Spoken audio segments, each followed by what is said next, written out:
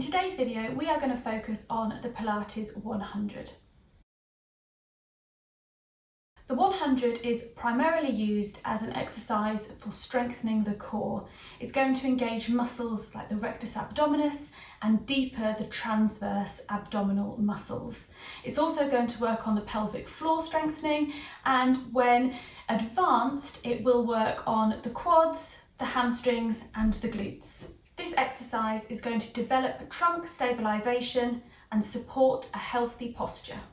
This exercise uses 100 pumps of the arms, using the legs in different positions depending on whether you want a beginner, an intermediate or an advanced form of the exercise. These 100 pumps are going to be cued by breaths. Breath in for 5 pumps and breath out for 5 pumps, and that creates our 10 reps, and we are then going to repeat that 10 times to form why it's called the 100. It is important for this exercise that we first find our neutral spine. So lying comfortably on your back with your knees bent and feet firmly on the ground, you're going to tilt your pelvis forwards and backwards like a bucket of water, feeling when you're tilting too far one way and too far the other way, and then finding that neutral balance, expecting that bucket of water to stay level and not spill either side. Once we've found that neutral spine, we want to imagine just pulling those abdominal muscles in ever so slightly. About 10 to 20%, just imagining your belt tightening around your waist, belly button to spine. This is going to help support our lower back and engage our core muscles so the activation can happen effectively during the exercise. For the most beginner aspect of this exercise, we are going to keep the feet firmly on the ground with knees bent. We're going to raise up our shoulders, arms and head off the mat, keeping our neck tucked in so we are looking at our thighs.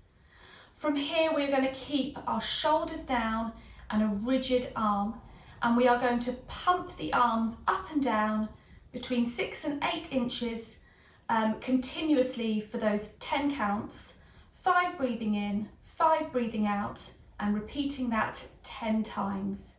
We need to keep the core engaged and avoid the arms getting floppy or the wrists flapping. Arms nice and straight, nice and strong, firmly pumping. Once the shoulders and head are off the ground, this exercise resembles a crunch that you would do in a gym or aerobic scenario, where you are holding that contraction at the top of the abdominal crunch. For the intermediate section of this exercise, we are going to bring our feet off the ground. We're bringing them into a position called tabletop, which is a Pilates known position where the hips and knees are at a 90-degree angle. We're going to repeat the same with the top of our body, raising our shoulders, our head and our arms off the ground, and we are then going to do that pump of the arms for 10 lots of 10, breathing in for 5 and out for 5. Again, being mindful of keeping that belly button to spine and a neutral pelvis, neutral lower back. And for the most advanced form of this exercise, we are going to bring our knees up to tabletop once again, and this time we're going to straighten the legs, usually at a 45-degree angle. Arms, shoulders and head back off the mat, and we're going to use those arm pumps, now engaging the core even more deeply than we have in the previous 2 exercises.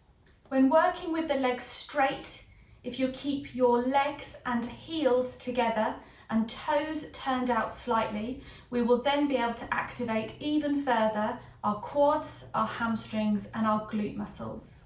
So why pump the arms is often a question I get asked. Well, the Pilates 100 is often used as a warm-up exercise. So by pumping the arms vigorously, we are helping to increase the blood circulation and warm the body. Plus, it is a really good exercise for the back of the arms, the area called the triceps, helping to strengthen and tone and increase strength in the upper arm area. So thank you for learning the Pilates 100 with me. Focus on your form, concentrate on your breathing, and this exercise will give you stability, strength and tone.